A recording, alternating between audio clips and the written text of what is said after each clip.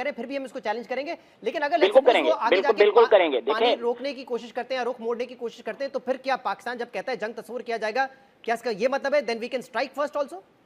बिल्कुल, अगर कोई इस किस्म का स्ट्रक्चर बनाने की कोशिश करेंगे, we will strike that structure. दोस्तों, पाकिस्तान के अंदर न्यूज़ चैनलों पर बैठकर भारत को खुलेआम धमकी दे रहा है ये इंसान कोई आतंकवादी नहीं है, बल्कि पाकिस्तान का रक्षा मंत्री ख्वाजा आसिफ है, जिसके विचार आतंकवादियों से बिल्कुल भी कम नहीं है। और इसने हाल ही में मान भी लिया है कि पाकिस्तान पश्चिमी देशों के कहने पर आतंकवाद को अपने देश में ट्रेंड करता था और आतंकवादियों को पालने का काम करता था। लेकिन उससे पहले आप उसकी इस वीडियो को देखिए।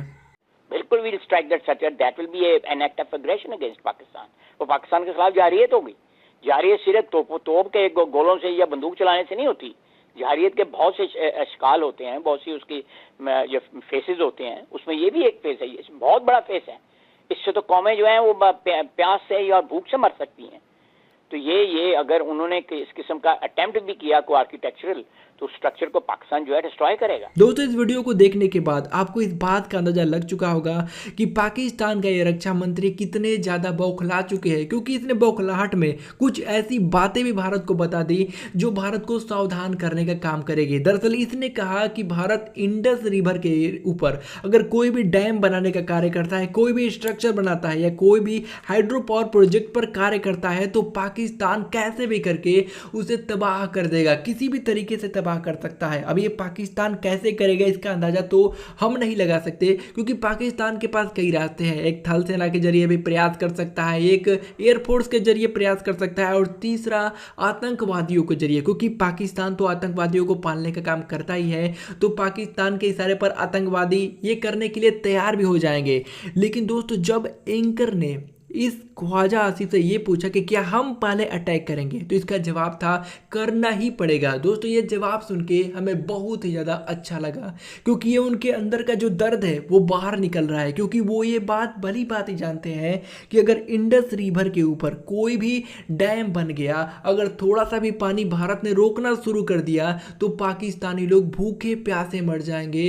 और पाकिस्तान पहले से ही बर्बाद है, और उसके बाद वो पूरी तरह से बर्बाद हो जाएगा और वो अफगानिस्तान से भी पीछे चला जाएगा। और दोस्तों, इसका गुस्सा स्वाभाविक भी है, क्योंकि अगर इन 3 नदियों पर जम्मू कश्मीर में, हिमाचल में और लद्दाख में अगर भारत ने डैम बनाने स्टार्ट कर दिए, तो पाकिस्तानी लिटरली भूखे प्यासे मर जाएंगे। पर आपके मन में यह भी सवाल उठ रहा होगा कि अगर हमें इंडस वाटर टेरिटरी के अंदर सारा का सारा पानी कट करना पड़े पाकिस्तान से, तो हमें कितने डैम बनाने होंगे? तो आप सबने भाखड़ा नांगल बांध का नाम सुना ही होगा, जो कि भारत का सबसे विशाल डैम है। बिल्कुल ऐसे ही 22 डैम बनाने होंगे इन 6 की 6 नदियों पर, जो कि लगभग असंभव है, क्योंकि इतनी विशाल का नदियों को अपने हिसाब से रोक पाना हम लोगों के बस की बात नहीं है, और ये कतई असंभव है। फिलहाल के हिसाब से तो बिल्कुल असंभव है।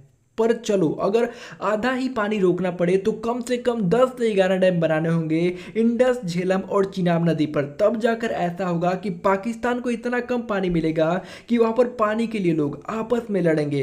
पर पाकिस्तान फिर भी सर्वाइव तो करेगा, बट जीडीपी ग्रोथ रेट पूरी तरह से डाउन हो जाएगी, इकोनॉमी बर्बाद हो जाएगी, वहाँ के लोगों का लाइफ स्टाइल सब कुछ तहस नहस हो जाएगा। क्योंकि आप सभी ये बात भली बात ही जानते होंगे कि जल ही जीवन है, जल के बिना कुछ भी संभव नहीं है। और पाकिस्तान कोई सऊदी अरेबिया तो है नहीं कि वो जल के बिना भी सर्वाइव कर सकता है, क्योंकि सऊदी अरेबिया के पास कुदरती पैसा है, उनके पास पेट्रोलियम है, जो उन्हें गरीब नहीं उन्हें अमीर बनाता है, और जिस वजह से वो दुनिया भर से पानी खरीदने की क्षमता रखते हैं। लेकिन पाकिस्तान एक ऐसा मुल्क है जहाँ पर कोई इंसान 2 वक्त की ठीक से रोटी नहीं खा पाता, वो पानी कैसे खरीदेंगे? क्योंकि अगर भारत ने इंडस वाटर रिवर, जो ये रिवर है, उसके ऊपर अगर डैम बनाने स्टार्ट कर दिया, तो पाकिस्तान के अंदर 3-4 चीज़ें घटित होंगी।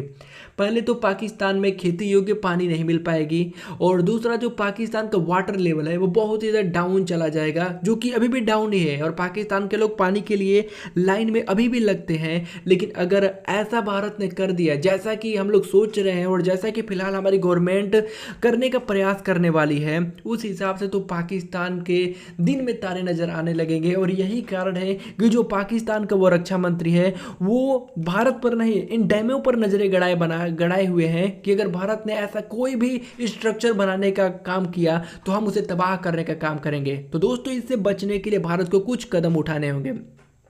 पहला तो हम लोग का जो एयर डिफेंस सिस्टम है उन्हें मजबूत करना होगा। इजराइल के साथ मिलकर अमेरिका के साथ मिलकर हमें कुछ ऐसे एयर डिफेंस सिस्टम्स बनाने होंगे जो अगर 8-10 फाइटर जेट्स उधर से आती है अटैक करने के लिए, मिसाइलें आती हैं, तो उन्हें हवा में ही तहस नहस करने का दमखम रखती हो। क्योंकि जो रक्षा मंत्री है वो पाकिस्तान का, उसने तो अपने विचार बता दिए कि अगर ऐसा होता है तो हम ऐसा करेंगे। तो इन विचारों को जानने के बाद हमें इस बात का फ़ायदा उठाना चाहिए और हमें कुछ ऐसे प्लान करने चाहिए जो इनके विचारों को उनके मन में ही मारने का काम करे। क्योंकि अगर हमारे पास इजराइल की तरह डिफेंस सिस्टम मौजूद हो जाएगा तो पाकिस्तान के मन में ये भी ख्याल नहीं आ सकेगा कि वो भारत के अंदर बनने वाले किसी भी स्ट्रक्चर को तहस नहस करने की क्षमता रखते हैं।